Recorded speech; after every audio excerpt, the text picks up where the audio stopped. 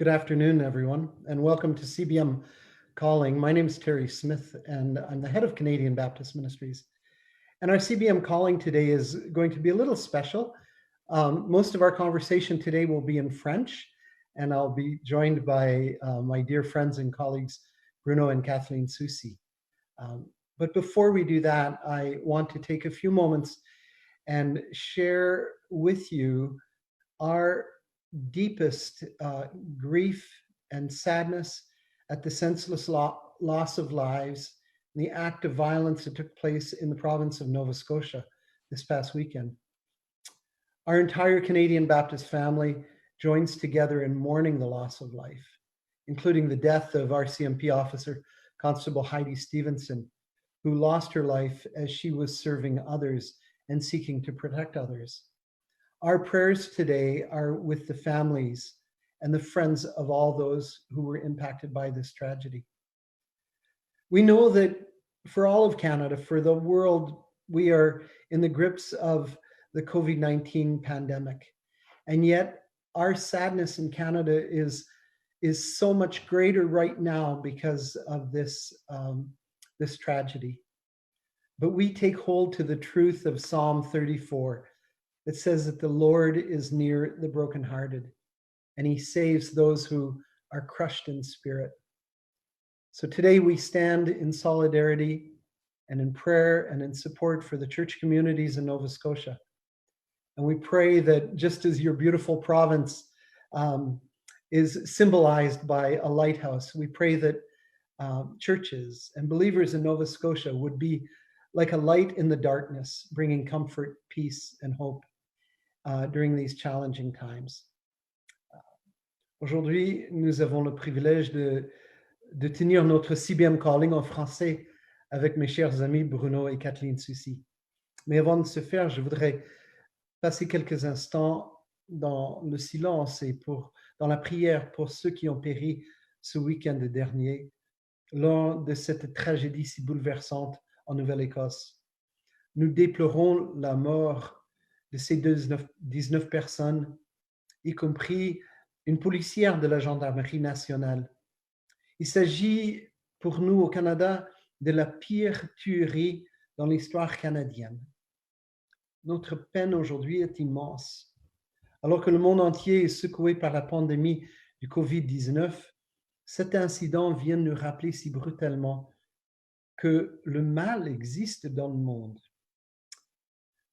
Avant notre conversation, je vais vous inviter à quelques instants dans le silence et je vous invite à prier pour ceux qui ont péri, pour leurs familles et pour les habitants de la province du Nouvelle-Écosse. Prions.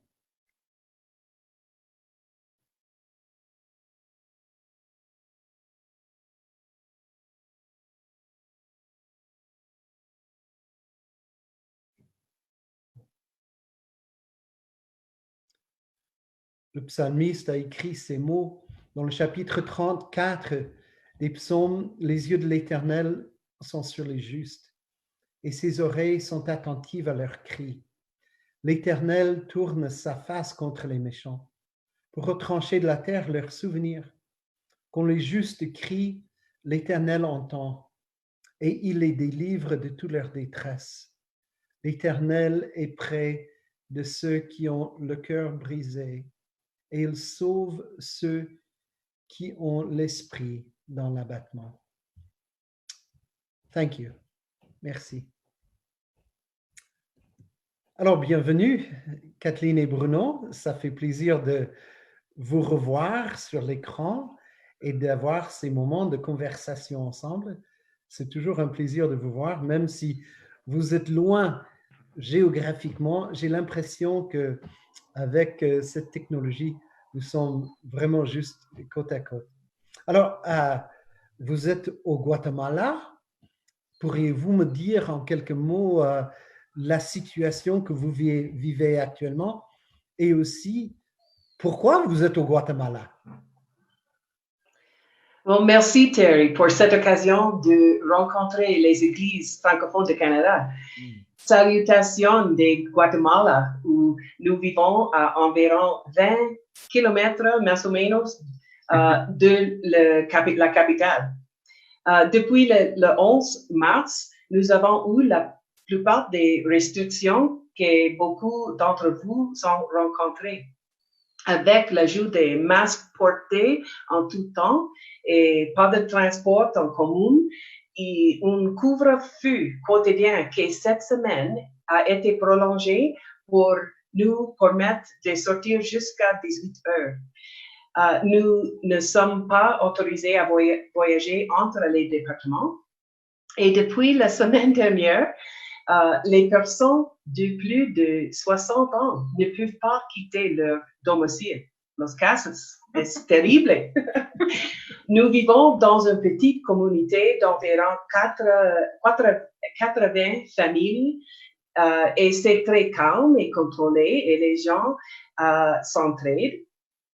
Nous avons un Internet fiable, sommes capables de travailler à la maison, d'avoir accès à la nourriture. Nous pouvons nous promener dans notre complexe.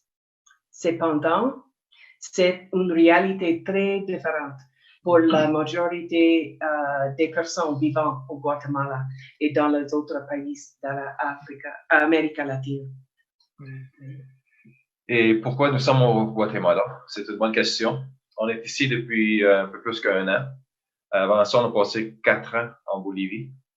Et on est ici parce que, à cause de la proximité à nos nouveaux partenaires, on avait une grande partie de notre œuvre ici, c'est de développer des nouveaux partenariats en Amérique centrale et aux Caraïbes. Pour servir l'Église locale ici, qui a des grands besoins, je crois que les Canadiens peuvent contribuer. Et c'est aussi une occasion de développer des occasions pour nos églises canadiennes, de connaître un peu une autre manière de faire mission. On sait qu'on nous demande de ser témoins à Jérusalem, à Judée, à Samaria et jusqu'au bout du monde. Et c'est pas tout à fait le bout du monde, mais c'est un peu à l'extérieur du pays. Alors, c'est une occasion. Puis, il y a plusieurs Canadiens qui s'intéressent à cette partie du monde. Et on voudrait leur donner des occasions de s'impliquer avec les églises locales dans notre coin du monde. Alors, c'est ça pourquoi on est ici. On a quitté la Bolivie il y a plus qu'un an. On a été là un bout de temps pour un peu manœuvrer ou gérer la situation. On a une très bonne équipe avec Bill et Janice Dick, Tim et Callie Hutton, Patty Henacho, qui s'occupent très bien de notre œuvre et l'œuvre des baptistes canadiens en Bolivie. Alors, c'est là on est rendu ici en Guatemala. Alors, Kathleen a dit que les gens qui ont plus de 60 ans n'ont pas le droit de sortir de la maison. Mais heureusement, vous n'avez pas 60 ans. Donc, vous êtes libre de vous promener où vous voulez, n'est-ce pas? Ben, des fois, on a désobéi la loi une fois parce qu'on n'avait plus d'argent. Il fallait se rendre au moins jusqu'à la banque. On a des très bons voisins qui s'occupent de nous pour les autres, la majorité de nos besoins. On a une voisine qui s'occupe de nous, elle achète nos épiceries, puis on a vraiment pas c'est pas nécessaire qu'on sorte, à part que avoir un peu de cash. Et pour la tête. Puis on peut, parce qu'on est dans un complexe de condo, on peut marcher. Il y a 1400 pas à faire pour faire tout le. C'est qu'on fait ça tous les jours parce qu'autrement, puis franchement, on souffre pas. On est très confortable dans le jardin, on peut marcher à l'extérieur. Puis le climat, c'est idéal. Aussi. Mais, comment est-ce que la plupart d'habitants en Amérique centrale, comment est-ce qu'eux ils vivent ce temps d'isolement? Quand on parle d'isolement, c'est un privilège pour les riches, comme nous, finalement. Parce que la grande majorité, dépendamment du pays, ça peut être 60 jusqu'à 80% de la population qui travaille journalier. Alors, le commerce informel puis aussi du travail journalier. Puis si tu travailles pas aujourd'hui, tu vas pas manger. Alors, c'est un privilège qu'on a quand on dit on va s'isoler, qu'on va travailler de la maison. Oui, pour nous, ça fonctionne bien, mais pour la grande majorité des gens ici, ça souffre, c'est énorme. On a des amis missionnaires, il y a d'autres missions ici à Guatemala qui sortent presque tous les jours avec leur camionnette remplie de vivres, de nourriture pour les amis. Puis, il y a un système avec, ils mettent un petit drapeau blanc à leur maison. Ça veut dire que ici, nous, on n'a rien à manger. Alors, c'est une indication quand les gens passent, ceux qui ont de la nourriture, ils peuvent laisser un peu de nourriture avec cette famille-là. C'est vraiment difficile. Puis, le système social, c'est pas comme au Canada. C'est le système de bien-être social ou de ceux qui ont sans emploi. C'est pas tout à fait la même affaire ici. Ça fait que c'est vraiment, c'est difficile. Ouais. Nous avons entendu les témoignages de différents partenaires de par le monde entier qui vivent des situations semblables à ce que vous venez de décrire. Je pense par exemple à nos partenaires en Inde. On a appris le week-end dernier que certains de nos partenaires, alors que le gouvernement a tout coupé, le transport, tous les moyens de transport ont été rendus impossibles, certains de nos partenaires ont dû marcher jusqu'à 1600 kilomètres pour se rendre dans leur village. Parce que s'ils continuaient à vivre dans les grandes villes où ils étaient pour travailler, alors que le travail avait terminé, ils auraient souffert. Ou bien au Sud-Soudan, j'ai entendu le témoignage hier que certains des membres des églises baptistes dans le sud du Soudan sont en train de mourir de faim, des raisons semblables à ce que tu viens de dire. Donc, c'est extrêmement précaire la situation pour les plus pauvres. On se rend compte que, dans un sens, nous qui avons une maison, qui avons un jardin, qui avons de quoi manger, nous sommes parmi les plus bénis. Alors, avant d'aller un peu plus loin, je dois vous donner des salutations de quelques-uns de vos amis. Rémi Nafoal vous dit que Dieu vous bénisse. Estelle Naï a écrit Amen et elle t'envoie ses prières. Et j'aime bien ce témoignage de Ali Wardana. Vous connaissez Ali Wardana? Il dit, il a écrit ceci. Hi Bruno and Kathleen, I don't understand any of this. Stay healthy. Thank you Ali, merci Ali et aux autres personnes qui ont envoyé des mots. Je sais qu'avant de vous rendre en Amérique latine, il y a 5 ans de cela, vous avez travaillé en Afrique et vous y étiez pour peut-être presque 10 ans. Nos partenaires africains que vous connaissez mieux que moi ont réellement peur de cette situation parce qu'ils n'ont pas les soins médicaux, des conditions d'hygiène comme nous on a. Il manque d'espace pour leur confinement. Et beaucoup d'entre eux ont vécu des drames similaires. Je pense par exemple à nos amis au Congo qui ont traversé le virus de l'Ebola et ont perdu beaucoup de leurs membres. Ou bien nos très chers amis au Rwanda qui ont vécu il y a 25 ans de cela, le génocide.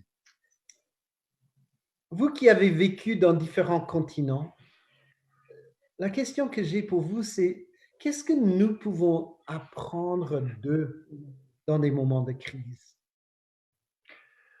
Je crois qu'on a beaucoup à apprendre de nos sœurs et nos frères en Afrique. C'est difficile à dire exactement, mais une idée qui me frappe, c'est l'affaire. Quand on prie, par exemple, notre Père qui est aux cieux, que ton nom soit sanctifié, que ton règne vienne, que ta volonté soit faite sur la terre comme au ciel, donne-nous aujourd'hui le pain dont nous avons besoin. Nous autres, on prie ça des fois, puis c'est vraiment, franchement, c'est pas réel. Non, mais on sait que pour beaucoup de nos amis en Afrique, c'est réel. Quand ils disent donne-moi aujourd'hui mon pain quotidien, c'est vraiment, c'est de son cœur, puis c'est vraiment réel. Alors, je pense qu'il y a une appréciation de foi qui est différente de la nôtre. On pense que nous autres, je pense, des fois, on contrôle tout. Alors, franchement, il n'y a pas grand-chose qui va me bouleverser. COVID, c'est peut-être un rappel qu'en fait, il y a des choses qu'on ne contrôle pas bien. Mais c'est une chose que souvent les Européens, Nord-Américains, on pense que je m'organise puis tout est correct. Mais on sait que nos amis africains le vivent de jour à jour. C'est leur expérience quotidienne. Alors, leur dépendance ou leur honnêteté quand ils prient, c'est quelque chose on avait appris ça d'eux autres quand on était là. Puis je pense que c'est une chose aujourd'hui que peut-être on peut apprendre ici dans notre contexte aussi que, franchement, ça prend pas un gros bouleversement pour que, en fait, on perde le contrôle. C'est pas toujours nous autres qui fait tout marcher. La semaine dernière, j'ai parlé avec votre collègue Jonathan Wilson et il m'a rappelé que des moments de crise comme ce que nous sommes en train de vivre aujourd'hui, ça nous sert à nous rappeler que on peut tomber très facilement dans l'idolâtrie. Et ça nous rappelle qu'il faut briser ces idoles, que ce soit l'idole du confort, l'idole de la sécurité, tout va bien, je n'ai pas de problème, ma vie est heureuse, ou l'idole du matérialisme, je peux acheter ce dont j'ai besoin, alors que bon, vous vivez une situation où ce sont vos voisins qui doivent aller faire les courses pour vous.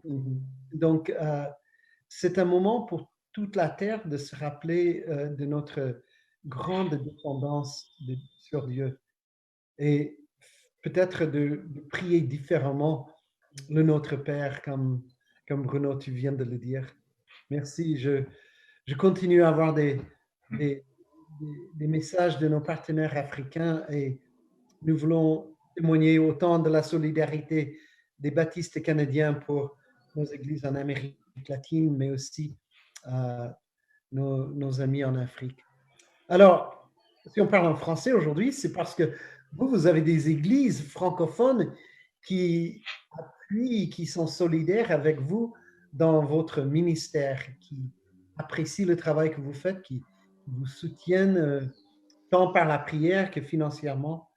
Alors, qu'est-ce que ces églises francophones au Canada, que ce soit au Nouveau-Brunswick, au Québec ou ici en Ontario, qu'est-ce que ces églises peuvent faire pour vous soutenir? Et comment est-ce qu'ils peuvent aider nos partenaires outre-mer? Merci pour la pregunta. De notre part, il existe deux façons principales de soutenir nos partenaires. Tout d'abord, par la prière. Prier pour les pasteurs qui ont perdu le soutien financier et de leurs églises, comme au Canada. Oui. Prier pour les pasteurs et autres personnes dans l'Église pour la sagesse et l'endurance. Pour les personnes qui livrent de la nourriture aux familles, porque es un poco peligroso. Pour tous ceux qui souffrent des virus et ceux qui ont perdu membres de leur famille et leurs amis, et pour que les gouvernements fournissent un leadership fort et sage. So, la prière est muy, muy importante. Deuxièmement, veuillez donner généreusement à CBM, car nous voulons respecter nos engagements à long terme et fournir une aide pratique pendant cette crise. Merci. Más o menos. Tu es trilingue, Kathleen. Sí, oui, es obvio. Non, donc, prier et soutenir financièrement le travail. Parce que, encore un peu différemment, le système social que nous connaissons, ça serait rare qu'un pasteur va crever de faim dans notre contexte au Canada. Tandis que ici, la plupart des églises avec qui on travaille, ils travaillent probablement, ils œuvrent dans des communautés normalement un peu plus pauvres que les autres. Et le soutien du pasteur, en général, c'est presque la dîme, c'est presque entièrement pour son soutien. Alors, s'il n'y a pas de réunion, puis dans tous les pays où on travaille maintenant, il n'y a pas de culte le dimanche ou dans la semaine. Puis encore, le privilège qu'on a de faire des cultes virtuels. Pour beaucoup de nos petites églises, c'est pas une option. Alors, les revenus que normalement le pasteur recevrait pour soutenir sa famille, ils sont pas là. Alors, c'est une chose. On a un peu changé quelques-uns de nos programmes avec nos programmes de CBM, qui normalement, par exemple, on soutient des petits projets dans des églises ou des projets d'enfants ou d'alphabétisation des femmes. C'est tous des programmes que, pour le moment, c'est bloqué. Alors, on permet à nos partenaires, si c'est une priorité pour eux autres, de dévirer un peu les fonds, pas pour ces programmes-là exactement, mais pour soutenir souvent des pasteurs ou des familles très vulnérables dans quelques-unes de leur communauté. Alors, c'est une petite manière qu'on peut aider. C'est pas la solution, mais c'est une partie de la solution. Alors, c'est pour ça qu'on dit prier pour nos pasteurs, parce qu'il y a beaucoup ils sont très peu différents dans leur situation économique que de la communauté dont ils travaillent. Merci. Alors, avant de se quitter, ta collègue en Bolivie, Kelly Hutton, vous dit salut de la Bolivie, bon courage. Un de mes étudiants à Acadia Divinity College, Andrew Conrad, apprendre le français de vous. Ouais. Si vous écoutez CBM Calling aujourd'hui, vous avez la possibilité de mieux connaître Kathleen et Bruno Soucy en visitant notre site web cbmin.org, cbmin.org, cbmin.org. Et vous pouvez connaître leur ministère, vous pouvez avoir des nouvelles. Nous allons mettre le lien sur cette page si vous voulez en savoir plus. J'aimerais vous remercier de nouveau, Bruno et Kathleen, pour tout le bon travail que vous faites. On est très, très reconnaissants pour le ministère que vous avez actuellement au Guatemala et en Amérique latine. Et j'aimerais simplement vous rappeler, si vous écoutez aujourd'hui, que demain, nos collègues Adrien Gardner et Sonia vont interviewer Paul Mittelschlatt, qui est le pasteur de King's Community College. Merci d'avoir été avec nous aujourd'hui et continuez à prier pour nos amis en Nouvelle-Écosse. Que Dieu vous garde et vous bénisse. Et merci encore pour ce temps ensemble. Muchas gracias. Bendiciones. De nada. Adiós. Ciao.